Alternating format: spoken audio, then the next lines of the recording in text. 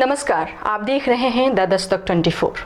बात करेंगे विश्व में आए एक संकट की, साथ ही इस संकट के इतिहास में भी जाने की कोशिश करेंगे। आर्मेनिया और अजरबैजान के बीच हमले, गोलीबारी और आपसी आरोप प्रत्यारोप जारी है। एक इलाके को लेकर अजरबैजान और आर्मेनिया के आमने सामने आ जाने से दुनिया विश्व युद्ध के मुहाने पर आकर खड़ी हो गई है। सोवियत संघ से टूटकर अलग हुए इन दोनों एशियाई देशों के बीच भड़की आग की आंच को कम करने के लिए अमेरिका और रूस मध्यस्थता कर रहे हैं, लेकिन तुर्की इस आग में घी डालने का काम कर रहा है। व्यापक पैमाने दरअसल एक समय में धर्मनिरपेक्ष राष्ट्र की पहचान रखने वाले तुर्की ने हाल ही में यहाँ के राष्ट्रपति अर्दोआन के नेतृत्व में इस्लामिक ने कट्टरवाद की तरफ रुख कर लिया। यहाँ की लोकप्रिय हागिया सोफिया जैसे सेकुलर इमारत के साथ ही अन्य प्रतीकों और इमारतों को मस्जिदों और मुस्लिम धर्म के प्रतीकों में तब्दील करने के फैसले से अर्दोआन की नीयत साफ हो गई है। दरअसल अर्दोआन धार्मिक कट्टरता की अगुवाई कर मुस्लिम देशों का खलीफा बनना चाहता है। ऐसे में अजरबैजान और आर्मेनिया के बीच भड़की आग में उसकी खासी दिलचस्पी है। क्या है अजरबैजान आर्मेनिया विवाद, एक बार देख लेते हैं। दरअसल आर्मेनिया और अजरबैजान कभी पूर्व सोवियत संघ का हिस्सा थे। सोवियत संघ के टूटने के बाद दोनों देश स्वतंत्र हो गए। अलग होने के बाद दोनों देशों के बीच नागोर्नो काराबख इलाके को लेकर विवाद हो गया। दोनों ही देश इस पर अपना अधिकार जताते हैं। हालांकि अंतर्राष्ट्रीय कानूनों के मुताबिक 4,400 वर्ग किलोमीटर वाले इस क्षेत्र को अजरबैजान का घोषित किया जा चुका है, लेकिन यहाँ आर्मेनियाई मूल के लोगों की संख्या अधिक है। इस वजह से दोनों देशों के बीच 1991 से ही विवाद और संघर्ष चल रहा है। 1994 में रूस की मध्यस्थता से दोनों देशों के बीच संघर्ष विराम हो चुका है, लेकिन दोनों देशों के बीच छिटपुट लड़ाई जारी है। दोनों के बीच तभी से लाइन ऑफ कांटेक्ट है।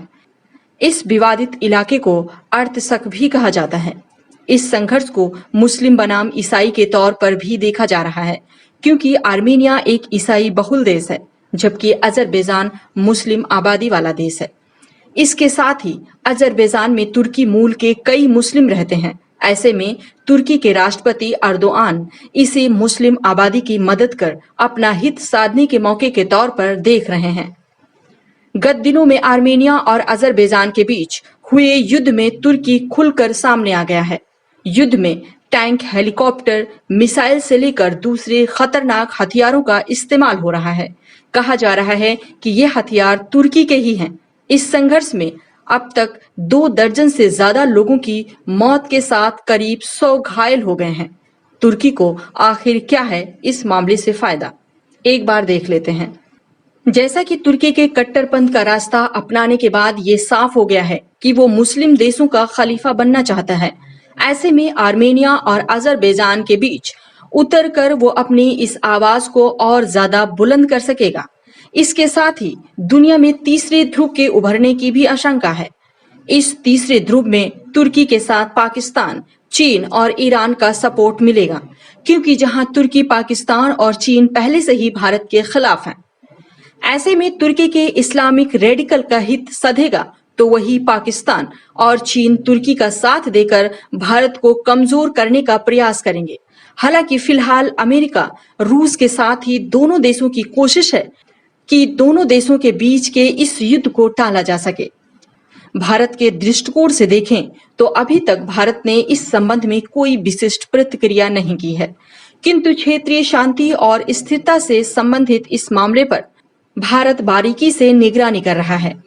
ज्ञात हो कि भारत के आर्मेनिया और अजरबैजान दोनों के साथ अच्छे संबंध रहे हैं। हाल के कुछ वर्षों में भारत और आर्मेनिया के बीच द्विपक्षीय सहयोग में काफी तेजी देखी गई है।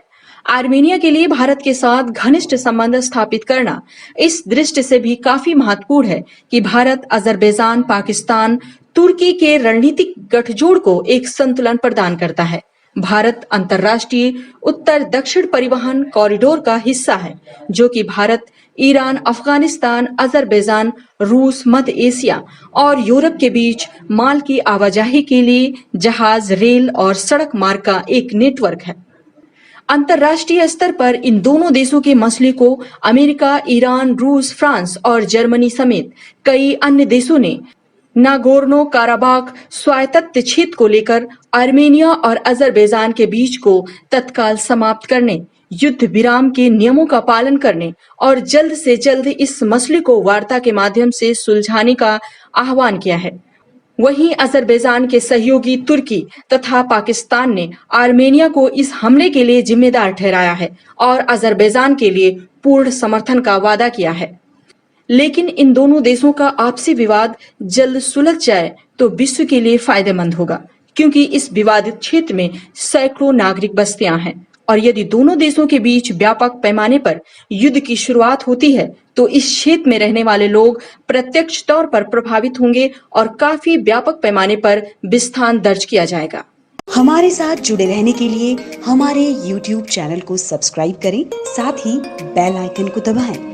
व्यापक पैमाने पर युद्ध के कारण इस क्षेत्र से तेल और गैस का निर्यात भी बाधित होगा। बता दें कि अजरबैजान, जो प्रतिदिन लगभग 80 लाख बैरल तेल का उत्पादन करता है, यूरोप और मध्य एशिया के लिए एक महत्वपूर्ण तेल और गैस निर्यातक है। यही सब कारण है जिसके दोनों देशों के बीच युद्ध की संभावना काफी कम है। आपको ये रिपोर्ट कैसी लगी, हमें कमेंट सेक्शन में जरूर बताएं और वीडियो को शेयर भी करें। शुक्रिया। हमारे साथ जुड़े रहने के लिए हमारे YouTube चैनल को सब्सक्राइब करें, साथ ही बेल आइकन को दबाएं।